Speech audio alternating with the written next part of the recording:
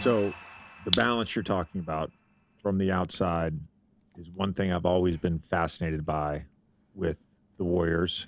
And specifically, I think it's mostly Steph, Clay, and Draymond, where, yeah, you want at times to be like, let's tighten up. But with Steph, you want him the space and the freedom to be creative. Clay, you want him hunting at all times.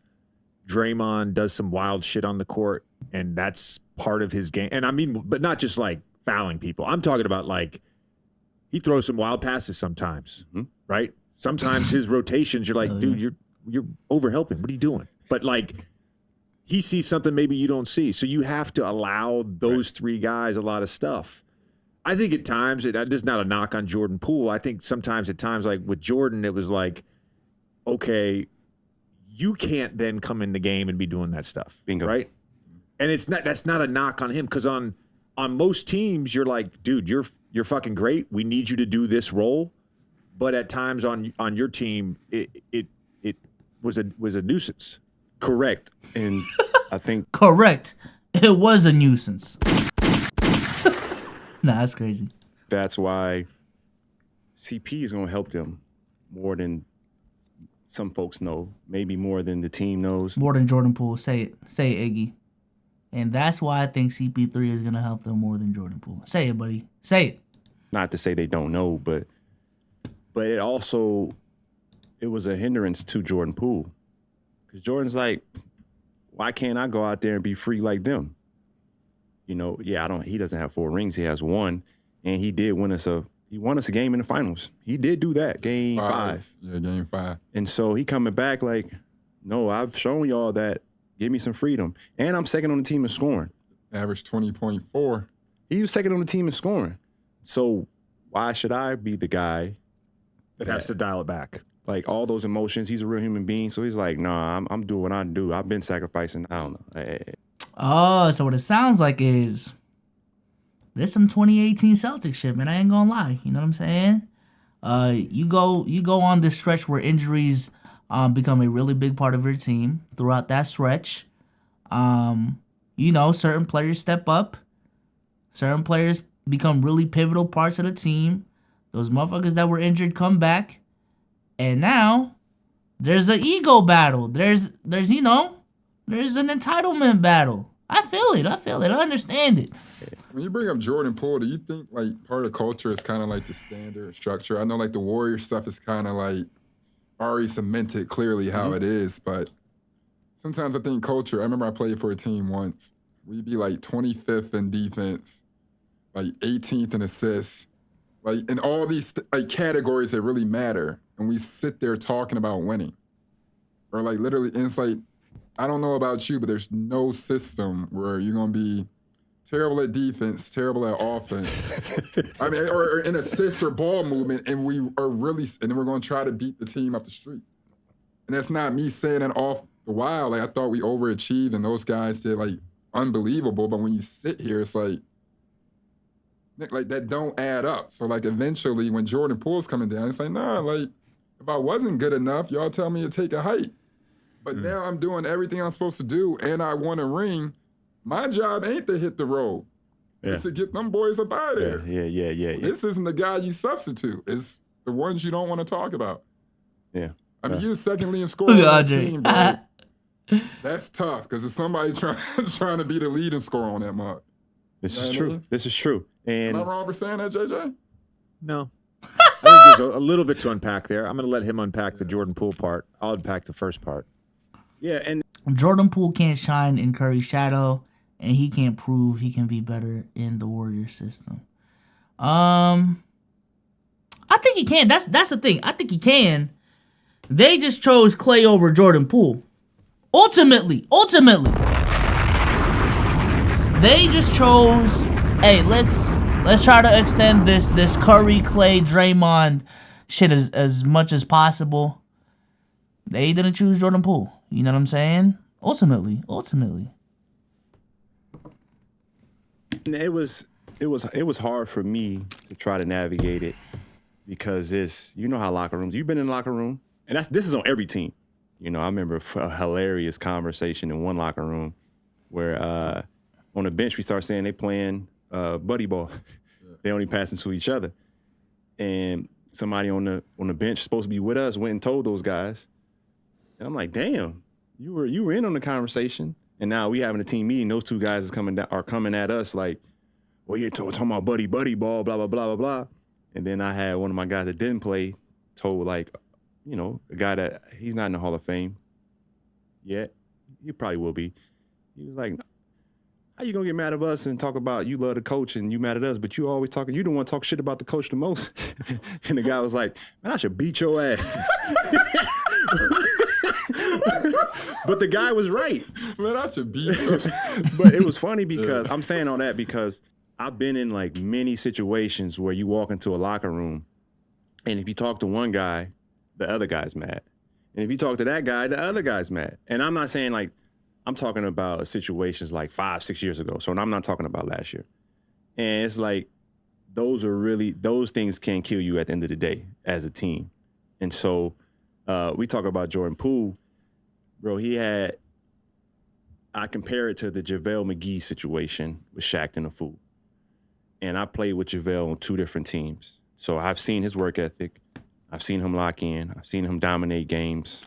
I've seen his moments where he's 7'1" and his falls look so awkward that it's funny in the moment and then it's magnified and then now you're taking one moment away from his 20 minutes where he actually played good. Right. Jordan Poole had defensive moments last year. And that's my brother. Like, I would be like, bro, like, I'm about to flip sides with these fans. if you fall on purpose one more time to not play defense, I had this joke. And he's my brother. He's my brother. He knows this. Like, I love him to death. But I would tell him, Jordan, it looks like you're trying not to try. Do you know how much energy it takes to try to not to try? It takes less energy to try. No, that's crazy. Now that's funny. Chat, I'm gonna ask y'all this. Do you think it's harder to fail high school than it is to do homework and just get by and graduate high school? Cause that's what I had that theory of like motherfuckers who failed high school. Like, no, I ain't gonna lie, bro. You deadass have to try to fail high school. High school is not that hard. You just didn't go to class. You just did not do your homework. Because literally, all you needed to do was spend 20 minutes of your day every single day to do your homework. And you could get by, bro. Like, deadass. Like, come on. Do you understand what I'm saying? I know exactly what you're saying. And so, I know exactly what you're saying. But then it was, it looked like it could have been a rebel in there. Like, no, man, I'm second on the team in scoring. And you know how we grew up when we first got in the league? If you were a bucket, you got to take off on the other end. Yeah. Right? Yeah. Like Kyle Colbert, if he gave up 30, he loves talking about College his is Philly different. teammates. Like he used to talk publicly about how Lou Williams couldn't defend. oh, I was so mad about that. Because my comment on Lou was, I don't know anybody that can stay in front of Lou Williams.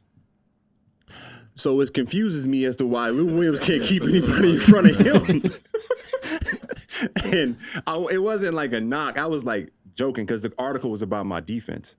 So I can be like, I can have a JJ Redick in me, or I can be like a dickhead on like, you know, we give backhanded compliments. Mm-hmm. So I actually was giving Lou Williams a compliment, but I was killing him at the same time. But it just comes out. This is what I'm saying though, real quick on the school shit.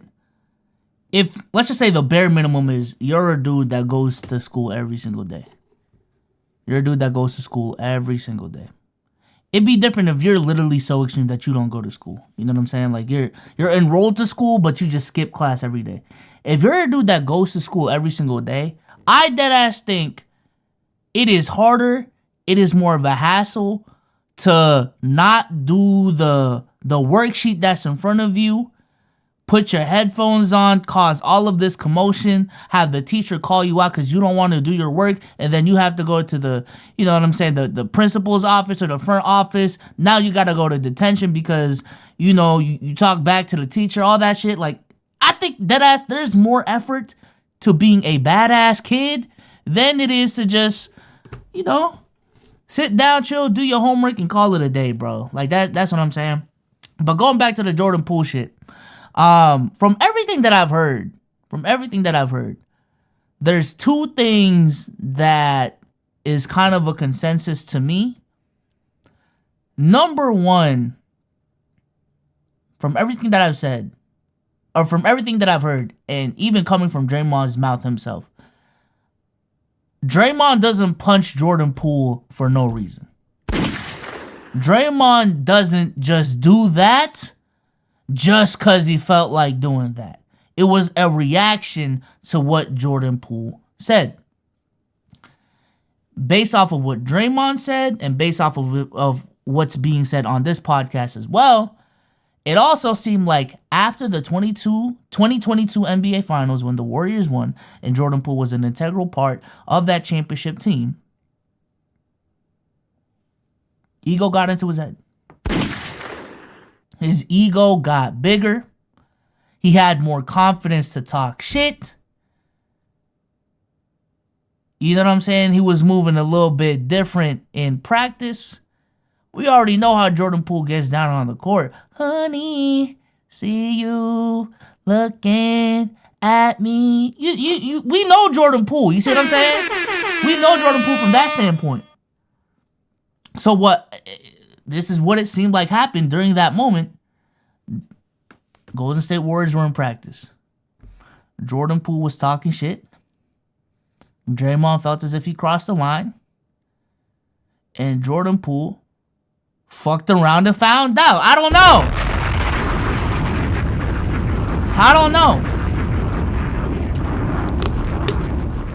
don't know.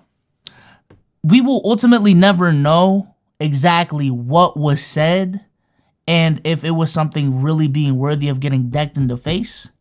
I think that is really the missing piece as to was it justified or not answering that question. But until that comes out, I'm going to just assume that Draymond Green was just in punching Jordan Poole. And I think I'm going to leave it at that. I don't know.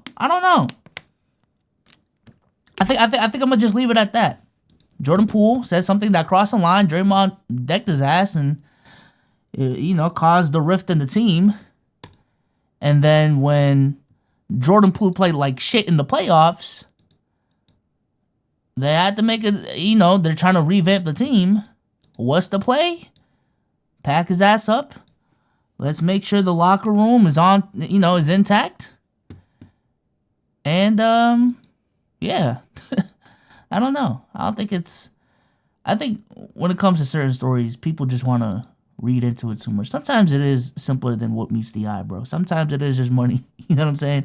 Sometimes it is just, bro, he fucked around and found out. Like, that's it.